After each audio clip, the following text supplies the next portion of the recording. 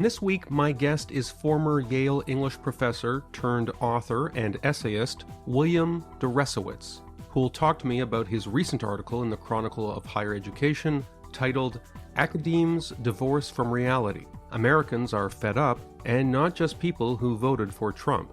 In his much-discussed article, Bill, as he is widely known, argues that one of the effects of the 2024 election was a decisive repudiation of radical progressive ideas that are popular on campuses, but not really anywhere else. Ideas such as abolishing the police, letting female-identified men into women's sports, and opening America's borders to undocumented immigrants.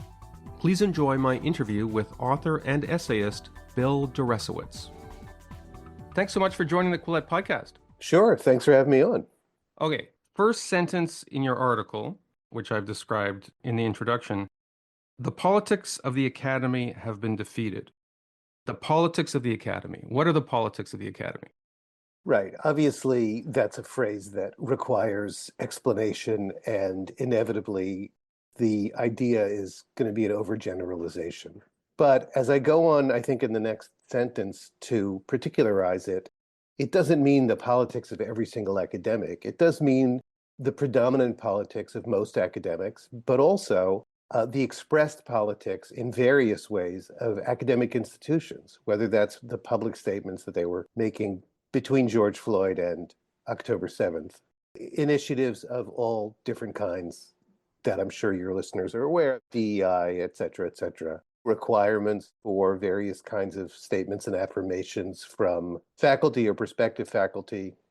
Your title, The Politics of the Academy Have Been Defeated, and not just among Trump voters. You're making it clear that it wasn't like politics of the academy were up for election and just, by like 51 to 49, they lost. You make it clear that this is a phenomenon taking place in very blue parts of the country, including Portland, Oregon, where you are. Now, I'm used to seeing Portland, Oregon in the context of like Antifa lunatics trying to burn down federal courthouses and stuff like that. We don't all do that. Tell me about the election in Portland, Oregon. I want to make clear that I'm not simply basing this on Trump's victory over Harris.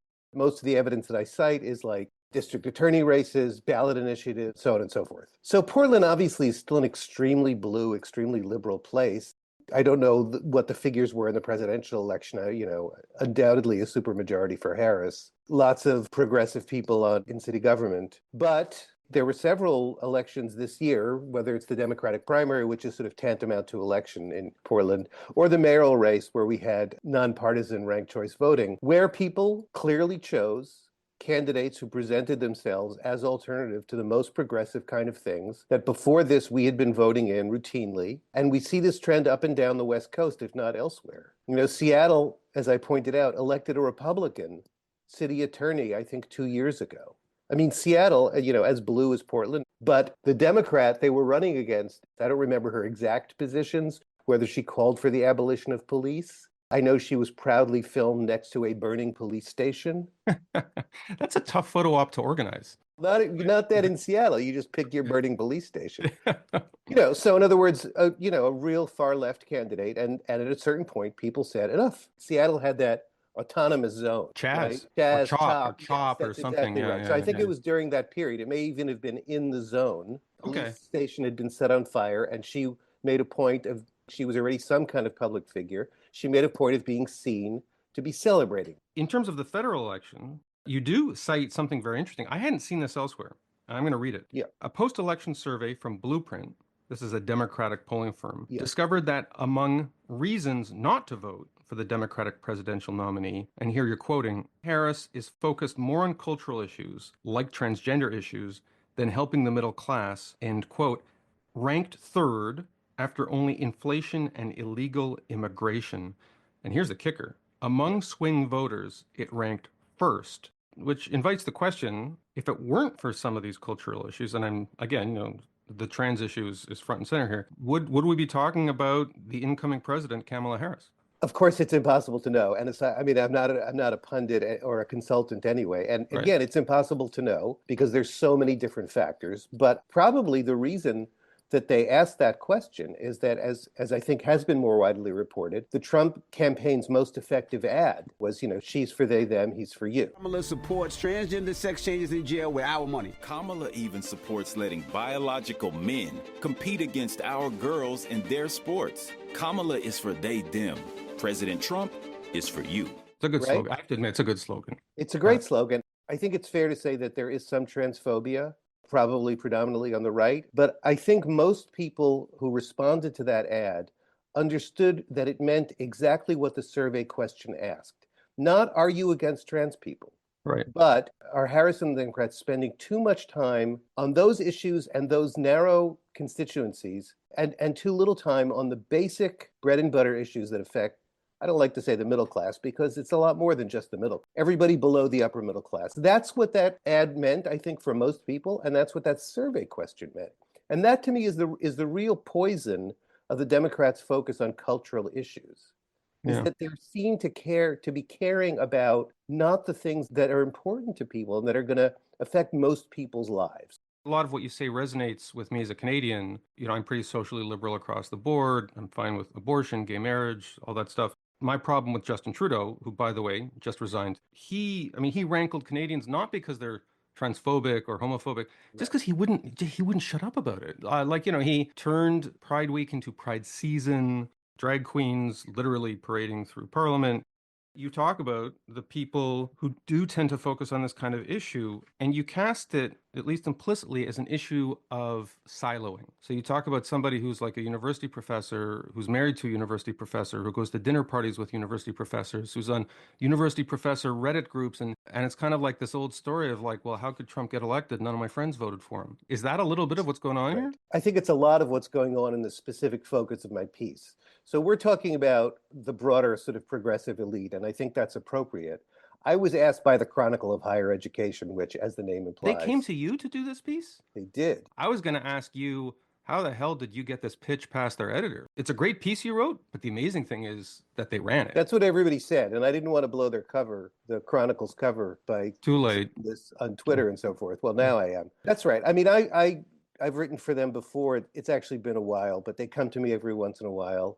Same editor I've been working with for many years, and he said, would you like to write a piece about what this says, what the election says about the politics of the academy? Right. And I thought this is a great opportunity to sort of vent my spleen about the politics of the progressive elite in general.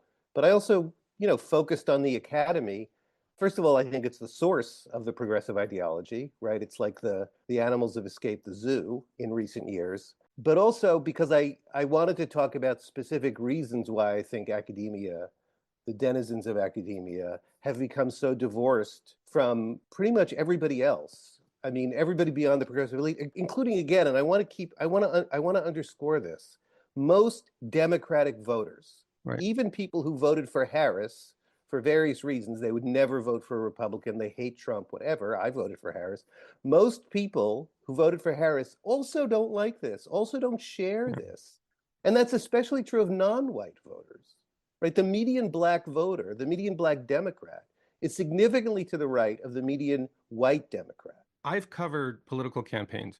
New Hampshire is a border state, so I didn't do it this time around because it wasn't a competitive election cycle. But when it's a competitive primaries, I go down to New Hampshire and I end up in the company of a lot of 20-something political aides. These are the people who do everything from write speeches to get coffee. They all kind of look the same. Like they all look like they went to Oberlin. And those people tend to be drawn from a pool of people who are very dogmatic when it comes to letting biological men into women's sports and a lot of the dogmas you talk about in this piece. Is it the case that someone like Kamala Harris, she's relying on thousands and thousands and thousands of volunteers, many of whom she'll never meet. They're just, people, local state apparatus. She has to take positions that are consistent with Oberlin College initiation procedures. Is part of it just aligning your values with people who aren't academics, but are the people who run your campaign every 4 years? Yes, but it's much more than this. So first of all, why have these ideas escaped the academy in recent years? What's been carrying them out?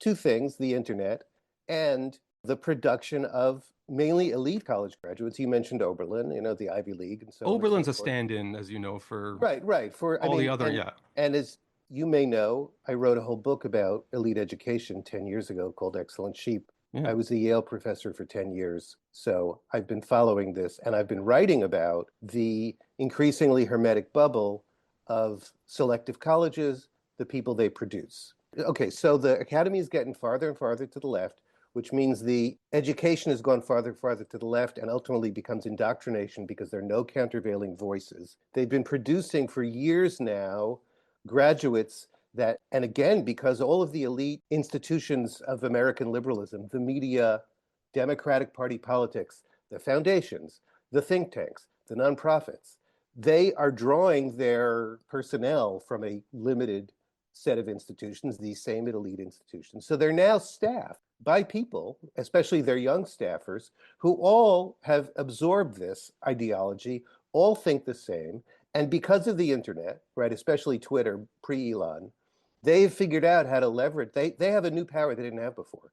They have the power to pressure their older bosses, whether it's Kamala Harris or David Remnick or whomever, right, to toe the line. So it's not just her staffers that she has to please. It's, again, the foundations, the donor class, the whole thing. David Remnick, of course, the editor-in-chief of The New Yorker, Yeah. which as elites, we just assume people know, but of course, Okay. we should, yes. Right. Yeah, Right. yeah. Okay. Right. We have to also throw the whole arts sector into that whole blob of institutions. Who is smart enough to work in theater or museums, which you have to be smart, but also rich enough to make $24,000 a year as an intern for 3 years? The same people whose parents can afford to send them to Yale. Yeah. Let's talk about the Latinxes. Only 4% of Latinos use the term Latinx, and those who've heard of the term find it offensive or, in my case, hilarious. I tell the story that I was in a cab in Boston and I got in, and this guy was talking on the cell phone in Spanish, obviously a fluent native Spanish speaker who's talking to his mom or something. And then he got off the phone and started talking to me in this thick Boston drawl in English about how much he loved Donald Trump. And I remember this is like 5 or 6 years ago, before all this data showing that Latinos, actually a lot of them were drawn to Trump. And I was like, oh my God, this is crazy. Like, man bites dog. What's going on here? You're Hispanic. You're supposed to hate Trump because he wants to build a wall and all that stuff. But of course, now people are talking more about this, especially since the last election. 57% of Latinos surveyed are in favor of deporting all illegal immigrants. Like, I'm guessing if you polled the professors at Yale, it'd be like, what, maybe 0%? Maybe 0%. Yeah. Because this is just a casual thing in the media that, well, so-and-so is going to lose votes with the Latino population because, of course, they've taken a hard line on illegal immigration. This isn't an academic phenomenon. It's also a journalistic phenomenon, right? Drives me crazy. And this is a function of the fact that all these journalists and academics are drawn from elites, and they think they know what's going on with the marginalized, quote unquote, communities that they presume to speak for. And they have no idea at all. The only marginalized community representatives they know are their colleagues who either don't know or, at the very least, their politics is completely at odds with the communities they come from. Or I shouldn't even say come from. A lot of them just come from the upper middle class, but the demographic they come from. So they just assume, like you said, it's incredible. It's like they just assume. Did they go and ask? No, they just assume that Latinos are going to be in favor of lax immigration policies, when in fact the opposite, for reasons that I think any idiot can figure out. They did the hard work to come here legally, and they resent the people who are, as they see it, getting in the back door. You talk about this caller on the Brian Lehrer show. This is New York Public Radio. So this woman, she identified herself as Black, a Berkeley grad, quote, super liberal. What she's talking about the effect of the migrants. There are like 200,000 migrants in New York City or more, and the effect of their presence on ordinary working class Black people. But what she's really talking about is how you weren't allowed to talk about it. Right. And that's why I quote her. She said, when did liberalism mean no common sense? In other words, what everybody knows. Yeah. The subways don't feel safe. Don't tell me that, there were only 10 murders on the subway last year, okay? When you're in the subway, you feel trapped. I lived in New York for 15 years. You feel trapped, you feel vulnerable, you feel exposed. You can't even walk away. And don't tell me that there were only 10 murders last year. Assaults were up 50% over since before the pandemic, are still up 50%. So it's like there's this constant gaslighting that they do, where they'll point to some number. Hey, inflation is down to 2.8% or whatever. Yeah, and that's good. But everybody feels legitimately that there's an affordability crisis, So please don't tell me that inflation was transient. Don't tell me that the crime numbers are down when everything at the Walgreens is behind lock and key. Yeah.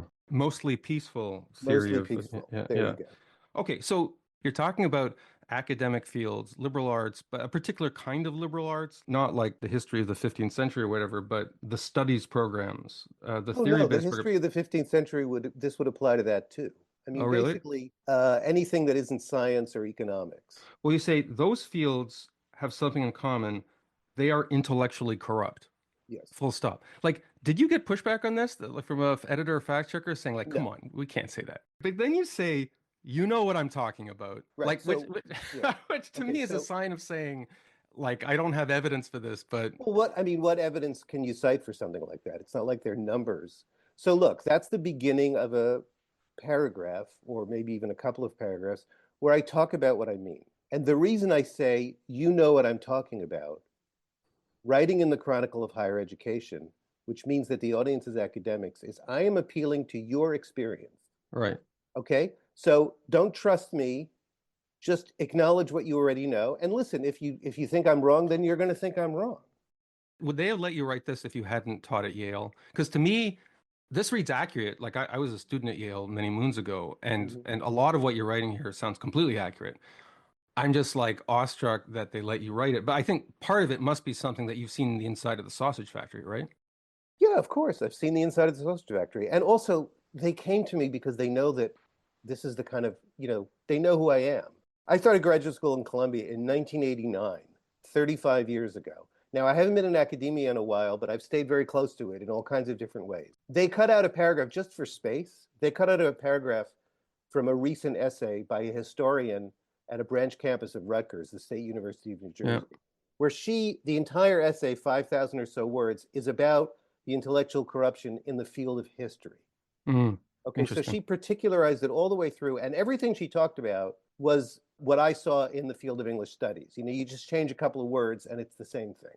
Well, we're going to have her on the podcast. Yeah, have her on the podcast. She's Catherine Epstein, for those of you who are curious about it. And it appeared in the journal Liberties. The New Republic, former literary editor. Leon Wieseltier, yeah, that's right. He was on this podcast a couple of years ago, and it was the funniest podcast we ever did. He talked about the episode of The Sopranos he was on, which was so funny. Okay, so we do know what you're talking about. And you say the reason that these disciplines can drift so far from reality is that they are not answerable to reality. That's right. What you don't talk about is what, I'm a former engineer. People like me and a lot of the people I went to engineering school with were concerned about is that it's actually infecting the hard sciences. I mean, there's lots of stories of people who go to medical school. Here in Canada, you've got whole physics departments that people are taking courses on like indigenous conceptions of light, stuff that purports to cast into question empirical Western methods of fact finding and statistics and so forth. You didn't get into that at all. Like you draw this hard line between the hard sciences and soft sciences. I mean, do you think that's accurate? It was partly just to simplify. Sure. Right. Because I think the argument is more complicated in science. My sense is that probably most of science still hasn't been infected. Clearly, some of it has. And I think the best example, it's interesting what you just said. The best example is that biologists now have a lot of time talking about, especially in undergraduate classroom, the sex binary. Right. Or to use words like men or women. Yes. Right. Yeah. Or to use words like men or women. Well, I'm sure you know Colin Wright, who used to work for Quillette. He's a evolutionary biologist from Penn. He now runs a Substack called Reality's Last Stand. And I mean, he had a promising academic career in biology, which he abandoned largely because of this issue. So you have a point where you offer conjecture on what happens now. You say the most likely thing that happens is that people just dig in deeper, where they say, you know what, like we're the forces of light and the light shall prevail over darkness. And if we go in blue sky and keep, blue skying this to our 17 blue sky followers, then eventually the heavens will open up and everyone will realize what the truth is. Like you compare it to communism and you say, this is a good line. The attitude reminds me of the few American communists who were still around when I was young, scientifically certain of everything as they headed ineluctably toward political extinction. The difference is, which actually makes it even harder for today's dogmatists to retreat from their mantras, it's very personal. So like I've noticed this just in my personal life, that if you have somebody who has a kid who identifies as non-binary or a Yeah. nephew. If somebody imagines that they're non-binary and they read something you wrote and says, well, this is kind of like a manifestation of depression among upper middle class people. There's no such thing as non-binary. They take it as a personal attack. They say, you're denying my existence, and makes it all that much more difficult for people to step back from ludicrous or radicalized views because they feel they'll lose their friends. With just this issue in particular, I kind of feel that it's inevitable that that this fever is going to break because young women who had their breasts cut off when they were teenagers because there was no adult there to say this is ridiculous, stop, are going to march on the gender clinics and burn them to the ground, and very quickly the whole construct is going to collapse, as it already has in the countries that American progressives love to look to as role models in Europe. And the beautiful part is that everybody who is digging in, who's in the trenches on this issue, will suddenly pretend that they never said those things, or how could anybody ever have ever thought that, or it's a minor thing. But even leaving that aside, you point to something fundamental here, which is that people's identities are constructed now around holding these positions, and their social networks are constructed around holding And their these status, yeah. and their status and their, yes, yes. So how do you unwind this? Unwinding is more difficult for a reason that has nothing to do with politics, but it's all about technology, which is that if you had a political argument with your friend in the 90s and you change your mind, both of you could pretend that that argument never existed. You could, oh, like, what do we argue about? You could, oh, well, actually, you miss. Right. But once things are out there in the public record on Twitter or Facebook, and you say, well, I argued black and you argued white, like it's unless you go systematically deleting all your social media or your Substack or whatnot, the fact that any ordinary citizen or any ordinary academic or activist now has this very thick document trail, which proves everything they said or thought every 5 minutes of their life, makes it more attractive to dig in, because if they don't dig in, they either have to delete or deny or apologize for the 15,000 contrary. Like, there's something that makes documentation a barrier to reconciliation, because sunk cost fallacy, where you just have to keep Yeah. supporting something that you no longer believe. And I'm very pessimistic that there's going to be any kind of realization that they have to step back from this stuff, in part for that reason. I will say this, and I'm not given to optimism generally, but it seems to me that we were hit very quickly with this new world of the internet. And we are now in a period of beginning to recognize and to try to adjust to the way it's changed our behavior. So I think one example is that actually a lot of institutional leaders, especially in the corporate world, are no longer knuckling under to their junior employees on political issues, because for one thing, it's just happened so many times, right? Like you can only cancel or try to cancel people so often. And once you start to see that actually it's not the end of the world, again, especially in the corporate world, there have been a number of examples of CEOs coming out and saying, no, we're not going to do this, we're not going to do that. Another thing that we're still working out, but we're talking about a lot, is our cell phone addiction, especially with kids. Right. And there's a movement that's starting to get momentum to ban cell phones in schools, to get parents to be more mindful, etc. So it may be that this too will become one of those reevaluations where we realize we lost our minds with this thing, and we're going to now change the norms where it becomes okay to say, I changed my mind, or I disagree with you about this, but you're my friend. I'm not going to break off our friendships. Maybe. The thing about friendship, I think, is important, because the best models I see for negotiating disagreement always come in my life from activities or spaces where people get together physically. I mentioned board gaming. I played disc golf. If you know that you're going to be in the same disc golf group with a guy every week, you can't really afford to not be on speaking terms with them. You have to figure out a way, like especially in obscure activities where there might be only 17 of you who do something in a given location. If you're not talking to 10 of them because their political views are different, then that's a problem. And in all of these spaces where I do things physically with people, I can't really think of a single example where anyone's been canceled. We always find a way to get past it. All the cancellations I know of, and I think this is why during COVID, this sort of cancel culture, if we're still allowed to use that term, it's because people were just avatars on Slack channels. And it's easy to cancel an avatar on a Slack channel, right? It's harder to cancel someone you see. Yeah, I think that's astute. Yeah. So you have a line here, probably didn't require fact checking. Trump, Trump is you write in a very French style. I don't know if you're from France but like, this style of sweeping generalization where you say as many things as can be said between smoke puffs. No, I remember in his book From Paris to the Moon, Adam Gopnik wrote about how attractive he found this, where you could just kind of say anything if you say it in a kind of like confident, insouciant way.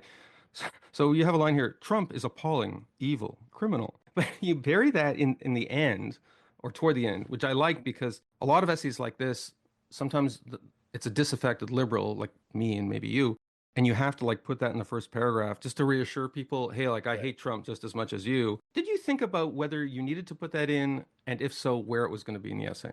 I think maybe I unconsciously thought I'm not going to do that sort of like reassurance pandery thing right from the start because it's sort of It's in the because second to last paragraph. It's because in the it is second, such, yeah. yeah, because it is such a gesture of like I'm a good guy, and I didn't Right. want to do that, but I did want to say it because I don't want to be dismissible. I mean, of course, I'm sure I know people dismissed it anyway, but I didn't want to be dismissible as just a right winger, and I do believe, of course, they're not facts. It's obviously my opinion. I do believe those things.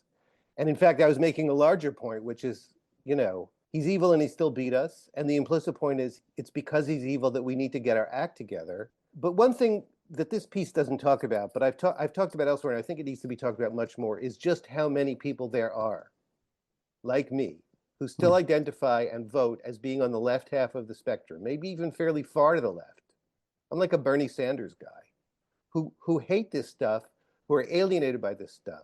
We need to talk about it because that's one way we can get back from this, is to say, most of us don't agree with this. We're just afraid to say it. Yeah. Bernie Sanders would be I'd say, mainstream in Canadian politics, universal health care and stuff. So his program's already been enacted in Canada. that's right. Yeah. To mixed reviews. So like there was a popular slogan, refrain, meme in progressive circles about Trump voters, which is they're so ignorant that they kind of vote against their best interests, like they vote down programs that would have helped them and all this stuff. So you had a line here, you dismiss that as kind of condescending, and you say, actually, they know their interests much better than you do, the you being archetypal Chronicle of Higher Education reader. Their interests are the same as everybody else's: public safety, economic security, and opportunity. And on top of that, a little dignity and a little respect. The idea here being that Trump gives them, especially in the latter category, more than the Democrats do. I'm going to push back against that because there is some evidence that among a lot of Republican voters, working class voters, there is some confusion about interests or sometimes just incoherent. It's not clear to me that the typical educated voter is any better informed about a lot of things, especially given the media's swing to the left. And it's the fact that there are a lot of things it doesn't report. Somebody who studies this, I heard a talk by somebody who studies this sort of thing, and he says, whatever the issue, whatever the us versus them, there's a predictable sequence of what people think about the people in the other group. First, you think they're ignorant. Then you think they're dumb. Right. Then you think they're evil. Interesting. We see this everywhere. One last question, which is, how was this essay received? I'm guessing the people who contacted you, a lot of them were like, thank you for saying what I'm not allowed to say in faculty meetings and stuff. But did you hear from your editor? Because sometimes the writer gets praise, but the editor hears like, I'm canceling my subscription because, in this time, above all other times, we need to be foursquare against Trump, and this author is urging surrender in the face of Trumpian bigotry. Like, did they get a lot of letters or email attacking your piece? I actually don't know. I haven't heard from him, and you're making me decide to go and ask. Yeah, you should. My experience, and this may also be relevant to the editor, for a long time now, my experience has been the people who like what you said will email you, and the people who hate what you said will just tear you down on social media. Right. They don't even want to talk to you. And there was a fair amount of traffic on Twitter. And I actually responded to somebody, who just said, the presidential election was very close. And I'm like, most of my evidence wasn't from the presidential election. Right. He didn't respond to me because people don't engage. So well, if you engage, you'll either get closer, which scares people because they'll say, well, maybe this guy isn't evil or dumb, or they'll be humbled by contrary facts, which also isn't pleasant. William Deresiewicz, billed to his friends, I'm told, is the author of Academ's Divorce from Reality, published recently in the Chronicle of Higher Education. Thanks so much for being on the Quillette podcast. Thanks for having me on.